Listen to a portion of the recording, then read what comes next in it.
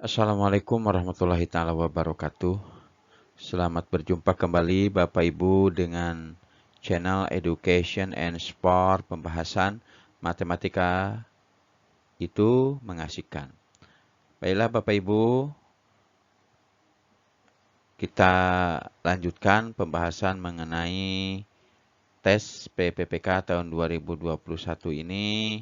Tapi sebelum kita lanjutkan, saya mengingatkan kepada Bapak Ibu yang belum like dan subscribe dan tekan lonceng, kami persilakan melakukannya.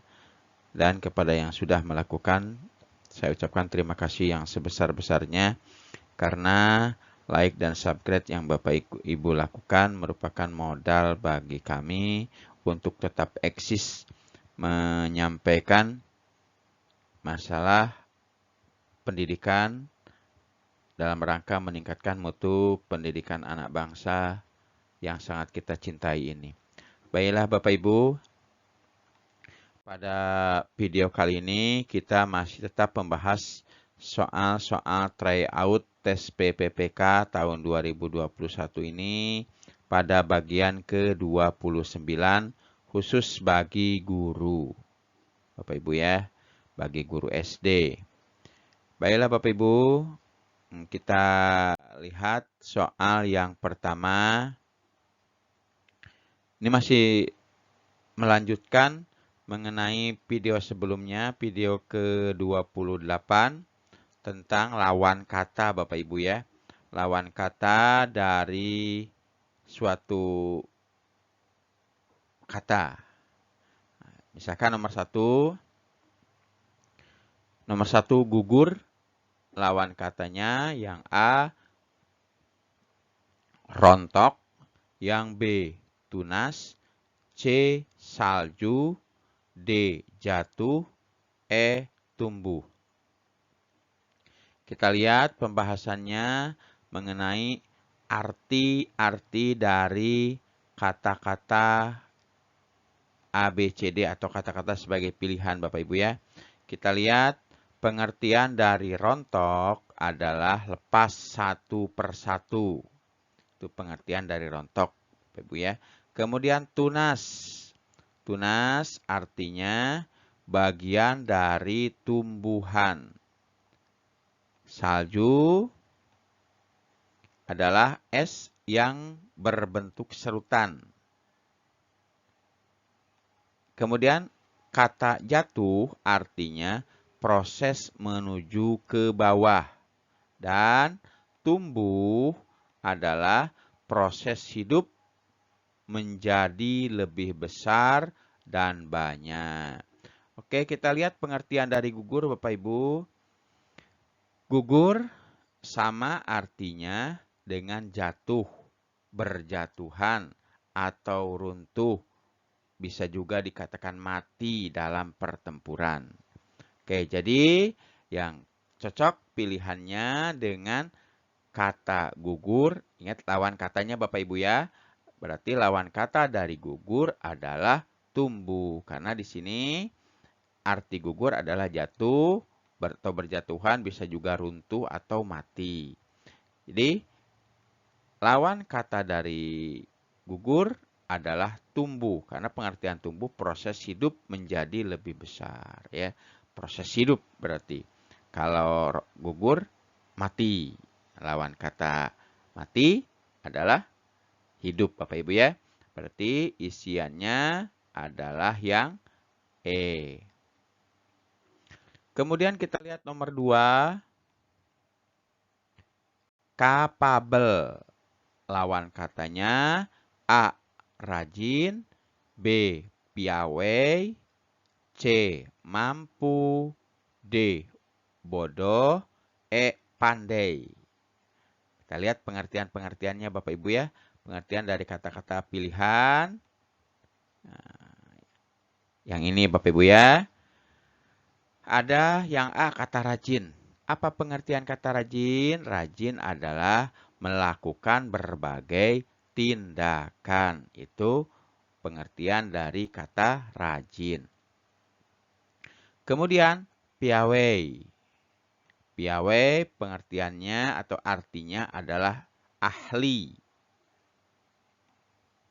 Yang C, mampu artinya bisa melakukan. Itu mampu ya, bisa melakukan apapun. Mampu. Kemudian bodoh, yang D artinya tidak dapat melakukan apapun. Tidak pandai. Kalau mampu tadi kan bisa melakukan. Kalau bodoh tidak dapat melakukan apapun atau tidak pandai. Kemudian pandai bisa melakukan segala sesuatu. Itu pengertian-pengertian dari kata-kata sebagai pilihan Bapak Ibu ya. Kemudian kita lihat pengertian dari capable. Apa itu capable?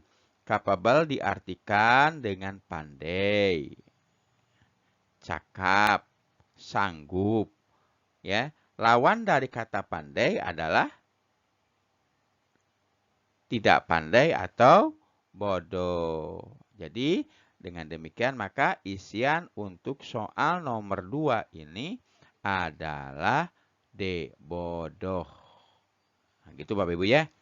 Lawan dari kata pandai adalah bodoh. Karena pengertian dari capable tadi adalah pandai, cakap, sanggup. Lawan dari kata pandai adalah bodoh. Jadi isiannya adalah yang D. Kita lanjut Bapak Ibu. Nah, gentar. Lawannya adalah berani. B, takut. C, ragu. D, malu. E, tantang. Kita lihat pembahasannya Bapak Ibu ya. Pembahasan dari kata-kata pilihan ini. Yang ini. Kita lihat yang A. Apa pengertian dari berani? Berani adalah tidak takut. Takut artinya ya takut ya. Ragu, kondisi bimbang atau bingung. Apa yang harus dilakukan. Itu ragu Bapak Ibu ya. Kemudian malu, kondisi tidak percaya diri. Oke, kemudian tantang, memberikan tantangan. Kita lihat pengertian dari gentar. Kita lihat dulu ya sebelum kita bisa menjawab. Kita harus tahu dulu pengertian dari gentar. Apa itu gentar? Gentar adalah takut. Oke, lawannya takut apa? Berani ya. Lawan dari kata takut adalah berani. Berarti isian yang tepat untuk soal nomor 3 ini adalah yang A, berani. Kita lanjut lagi Bapak Ibu ke soal nomor 4.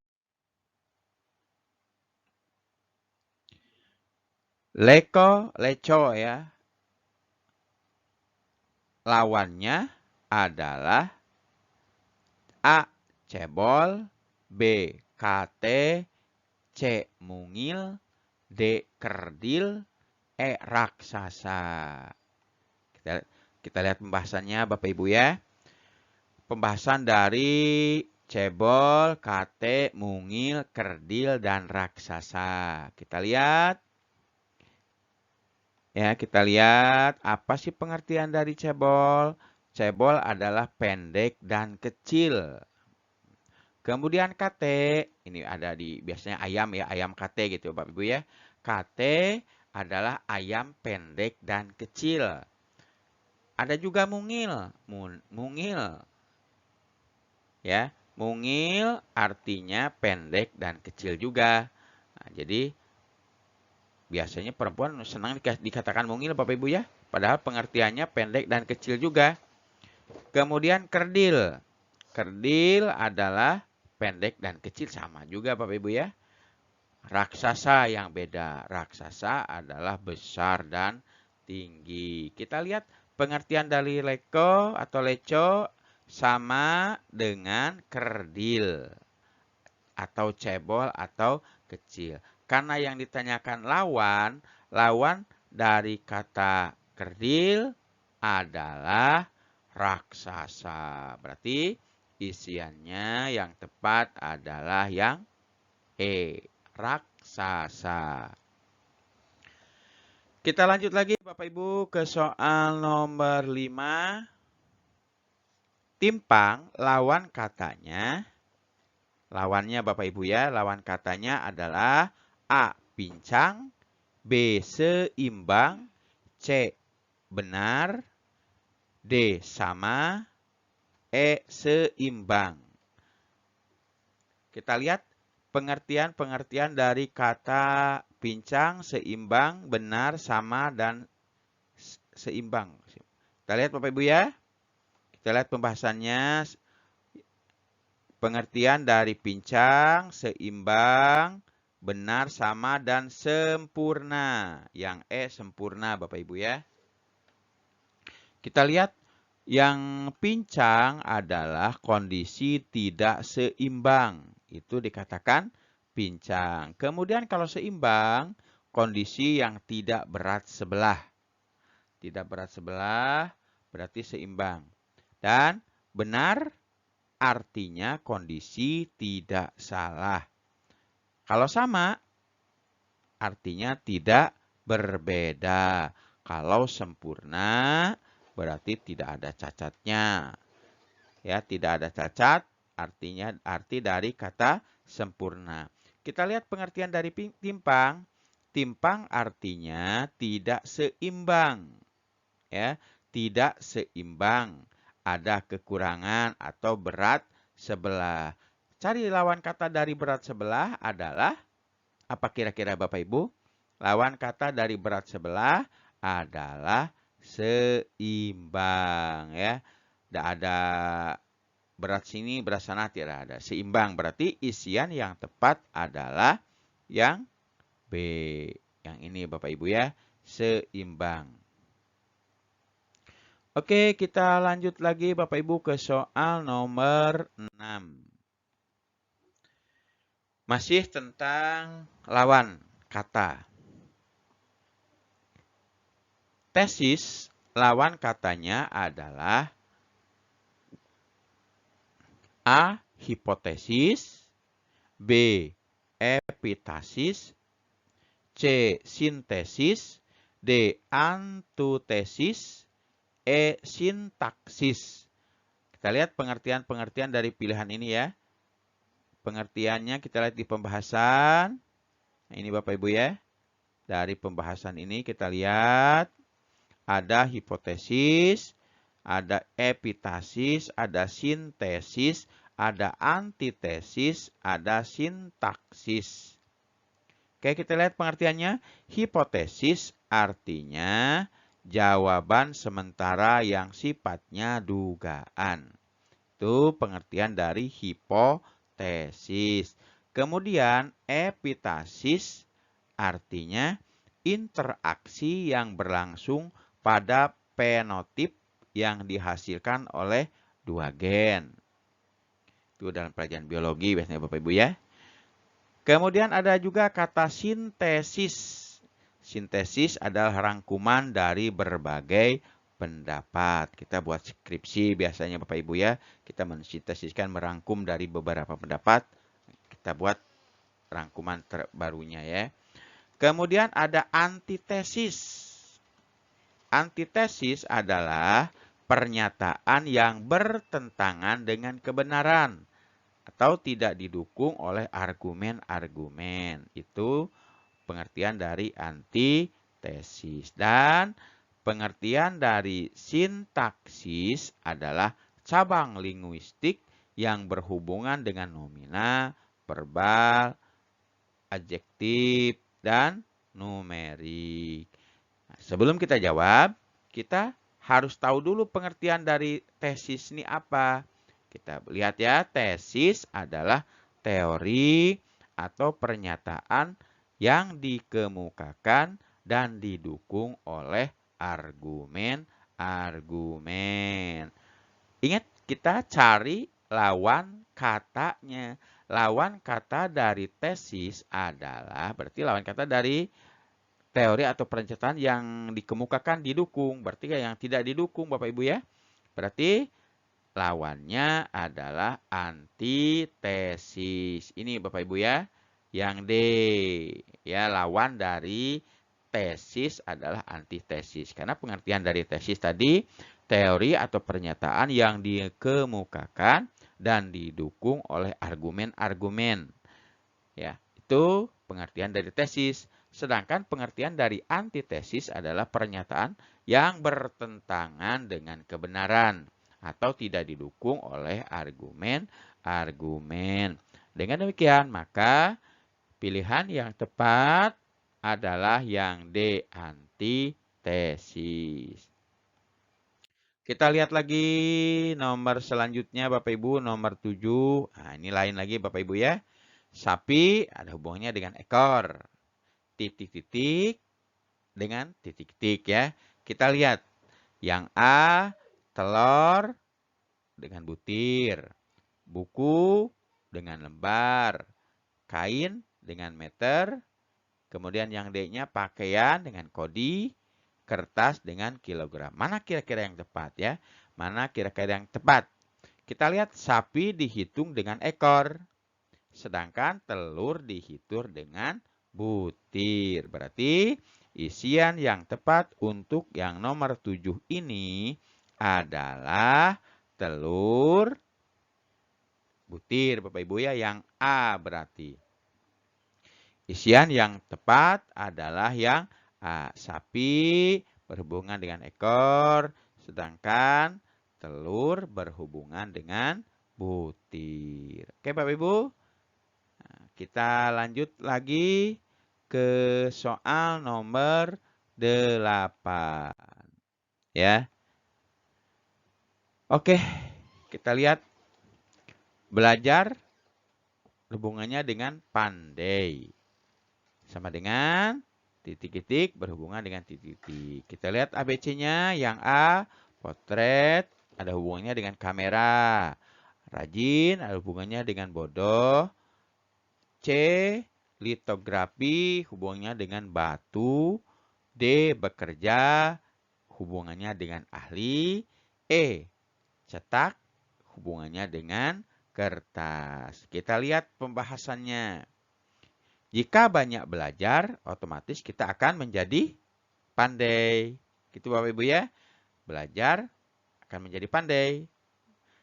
Jika banyak bekerja, kita akan menjadi seorang yang punya keahlian. Berarti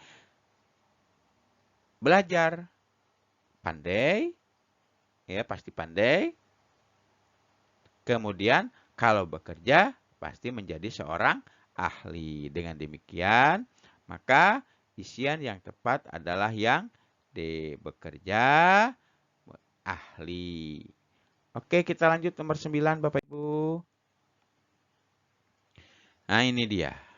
Nomor 9, masih sama dengan nomor 8 Bapak Ibu ya. Piano, hubungannya dengan organ ya, persamaannya dengan organ nih, hubungannya dengan organ. Piano dengan organ. Kemudian titik-titik dengan titik-titik. A, drum dengan seruling. B, kunci dengan pedal. C, senar dengan pipa. D, nada dengan not. E, gitar dengan perkusi. Kita lihat pembahasannya. Piano mirip dengan organ. Organ ya. Piano mirip dengan organ. Sedangkan nada dengan not ya. Nada dengan not. Dalam itu maka isian untuk nomor 9 ini adalah yang D. Nada berhubungan dengan not. Bapak Ibu ya. Oke, kita lanjut ke soal terakhir. Untuk bagian ke-29 ini, soal nomor 10, kondektur. Sama dengan bis ya. Kondektur hubungannya dengan bis. Kemudian titik-titik hubungannya dengan titik-titik. A, nelayan dengan perahu. Koki yang B dengan open. Yang D, dosen dengan kelas. D, penulis dengan pena. Yang E, fotografer dengan kamera. Lihat Bapak Ibu ya. Apakah koki ini emang hubungannya dengan open, atau nelayan ini hubungannya dengan perahu. Kalau tidak ada perahu, nelayan tak bisa bekerja apa seperti itu. Atau koki ini kalau tidak ada open, ya tidak bisa apa-apa, harus ada open. Seperti itu Bapak Ibu ya. Atau fotografer ini, seorang fotografer ini ada hubungannya dengan kamera. Atau dosen hubungannya dengan kelas. Dosen harus ada kelas. Kalau tidak ada kelas, tidak bisa diajar dosen. Nah, seperti itu Bapak Ibu ya. Kita lihat kondektur menggunakan bis untuk bekerja. Sedangkan nelayan menggunakannya untuk bekerja, dia menggunakan perahu. Gitu Bapak Ibu ya. Yang paling tepat adalah emang yang A. Nelayan kalau bekerja dia menggunakan perahu. Kalau tidak ada perahu, mereka tak bisa melakukan aktivitas pekerjaannya di laut ya. Yang paling tepat adalah yang A ya. Kalau koki nggak ada open, mungkin bisa dimasak dengan yang lain ya. Dengan kompor kah, dengan yang lainnya bisa, dengan panci segala macamnya ya. Kalau fotografer ya kita bisa sekarang ini bisa pakai HP, bisa juga Bapak Ibu ya.